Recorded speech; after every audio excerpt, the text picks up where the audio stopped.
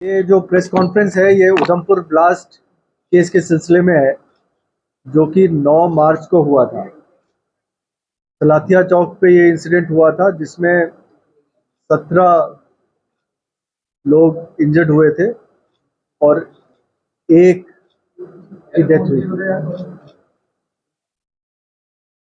इस केस के सिलसिले में पिछले 2.5 महीने से लगातार उधमपुर डिस्ट्रिक्ट पुलिस की टीम जो है काम कर रही थी, जिसमें SHO, SDPO, additional SP, SP और डीआईजी साहब, ये पूरी टीम लगातार इस केस के पीछे लगी रही।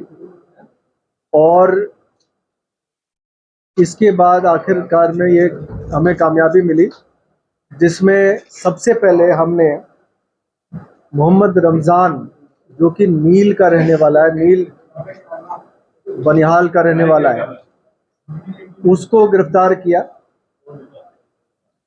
इसकी गिरफ्तारी से ये पता चला कि ये लगातार पाकिस्तान में खुबैब नाम के लश्कर के आतंकवादी के साथ टच में था। खुबैब डोडा का रहने वाला है और 15-17 साल पहले ये पाकिस्तान चला गया था और वहां से लगातार लश्कर की गतिविधियों में शामिल रहा है। खुबैब ने इसको मोटिवेट किया। इसके फादर की डेथ 2003 में हुई थी, वो भी लश्कर के का एक आतंकवादी था और उस बुनियाद पे खुबैब ने इसको मोटिवेट किया और इसको आईडी उठाने में और प्लांट करने के लिए मोटिवेट कर दिया। 1 मार्च को इसने उधमपुर आके रेकी की। इसको रेकनेसेंस वाली जगह का अंदाज़ा खुबैब ने दिया था कहाँ पे करना है, और उस रेकी करने के बाद 9 तारीख को इसने यहाँ आके एक स्पेसिफाइड लोकेशन जो कब्रिस्तान के पास था, वहाँ पे खुबैब के कहने पे आईडी उठाई, उसको एक्टिवेट किया और 10 से 12 मिनट का टाइम था जो इस आईडी पे लगा था। उस दौरान ये गया और इसने सलाथिया चौक पे इसको प्लेस किया और फिर वहाँ से निकल गया। इस काम को करने के लिए ना सिर्फ ये सेल्फ मोटिवेटेड था, बल्कि इसको पैसे की भी प्रॉमिस की गई थी खुबैब के द्वारा, और कुछ दिन बाद इसके अकाउंट में 30,000 रुपये डिपॉजिट हुए। तफ्तीश के दौरान हमने उस 30,000 रुपये जिस शख्स ने डिपॉजिट किए थे उसको भी आइडेंटिफाई किया और उसको भी गिरफ्तार किया। इसका नाम है खुर्शीद अहमद।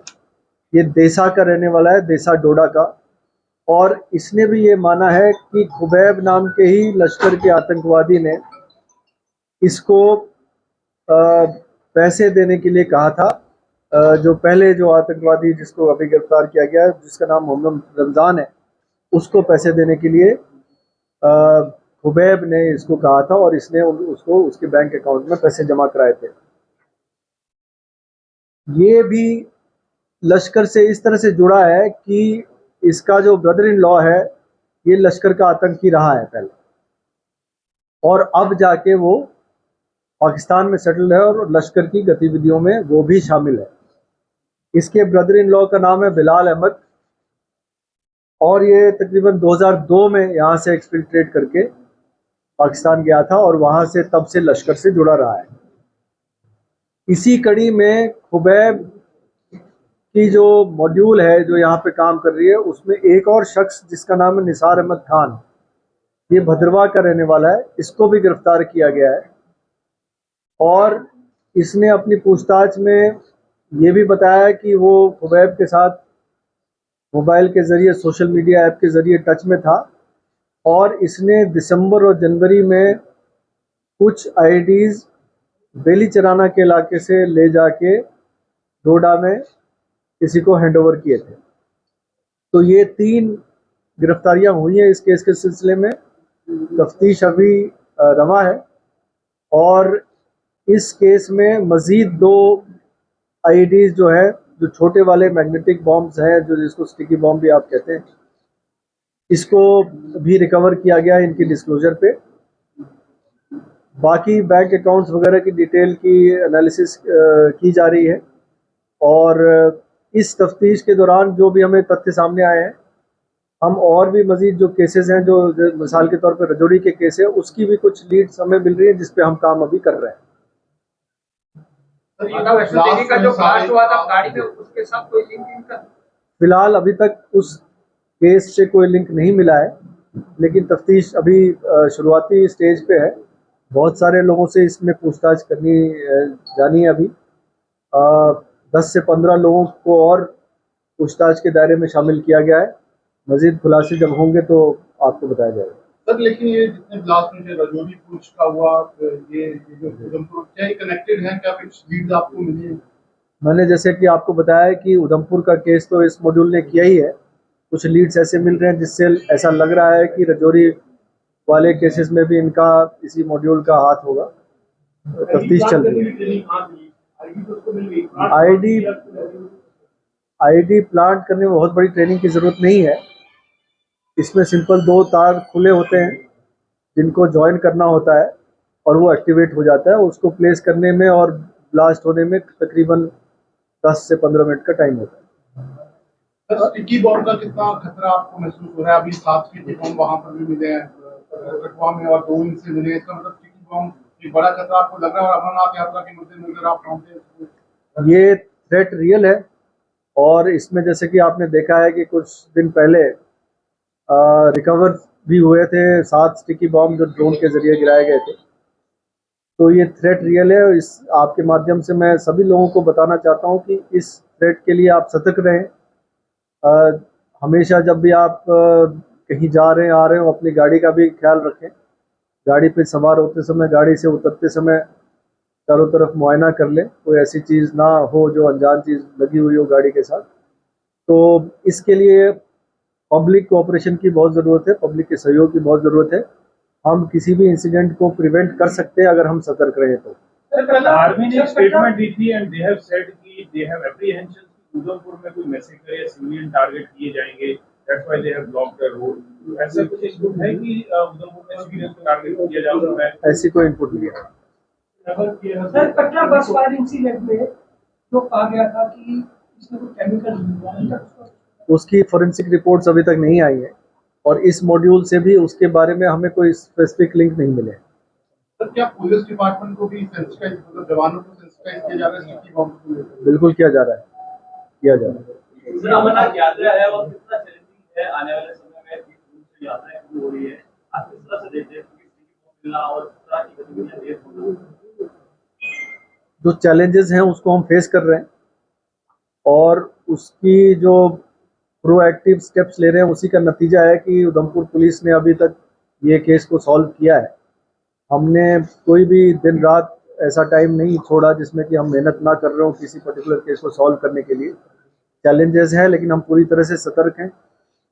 हम किसी भी अप्रिय घटना को रोकने में कामयाब रहेंगे, ये हमारी हम कैसे। आपको लगता है जम्मू में भी हाइब्रिड इंसिडेंट्स का कुछ खतरा हो सकता है जम्मू डिवीजन में? ऐसा कुछ स्पेसिफिक इंसिडेंट सामने नहीं आया है, लेकिन आप ये जैसे इस बार मैंने बताया कि लश्कर, अगर आप देखेंगे कि ये तीनों लोग जो गिरफ्तार हुए हैं ये लश्कर से कहीं ना किसी तरीके से जुड़े रहे हैं, और पार भी जो आतंकवादी है वो भी लश्कर से जुड़ा रहा है। चाहे वो नाम किसी का भी दे दे, TRF दे दे, PAFF दे दे, JKFF दे दे, ये बैकग्राउंड पे सारा काम लश्कर की तरफ से हो रहा है। उधमपुर के कोटली गांधी एरिया को डाइवर्ट किया था, इशू भी हुआ था, वहां पे काफी लोगों ने प्रोटेस्ट किया था। कैसा थ्रेट रिसेप्शन है आर्मी की तरफ से लोगों को डाइवर्ट किया जाता है? आर्मी अपनी एक्सरसाइजेस करती रहती है, कुछ इंडिपेंडेंटली भी करती है, तो उसके बारे में मुझे जानकारी नहीं है। अभी स्पेसिफिक कोई थ्रेट उस तरफ की नहीं है। सर, जैसे आपने कहा कि गोड्डा डिस्ट्रिक्ट में ये जो पकड़े गए हैं लोग, तो गोड्डा डिस्ट्रिक्ट में बहुत इंसिडेंट हुए, तो वहाँ पे क्या लगता है कि लश्कर जो है जो रिवाइव करने की कोशिश कर रहा है, तो कैसे डील किया जा रहा है? ये पहले भी करीब पिछले 1-2 साल में कई सारे मॉड्यूल्स बस्ट हुए हैं। एक टेरर फाइनेंसिंग का मॉड्यूल आपको याद होगा 1.5 साल पहले बस्ट हुआ था। इसी तरह से एक ID भी रिकवर हुई थी डोडा में। इसी तरह से एक ग्रेनेड ब्लास्ट हुआ था, उसको भी सॉल्व किया गया था। तो इन सब में कोशिश तो इन आतंकी संगठनों की है कि इस तरह के एरियाज जो है, जो अभी जहाँ था आतंकवाद खत्म होने पे आया है, वहाँ पे रिवाइव करने की कोशिश की। लेकिन अभी तक हमने काफ़ी इस पे प्रोएक्टिव स्टेप्स लिए, जिसमें हमने काफ़ी आतंकियों को गिरफ्तार भी किया। अटैक में एक टेलीग्राम का सोशल मीडिया का लिंक आया था, क्या इन तीनों आतंकियों का भी कुछ लिंक तो नहीं था सोशल मीडिया का यूज कर रहे थे? सोशल जी जरूर, ये सभी आतंकी सोशल मीडिया के जरिए ही खुबैब के साथ जुड़े हुए थे। तो सुंजुआ के साथ इसकी लिंक कोई ऐसी एस्टेब्लिश नहीं हुई है, लेकिन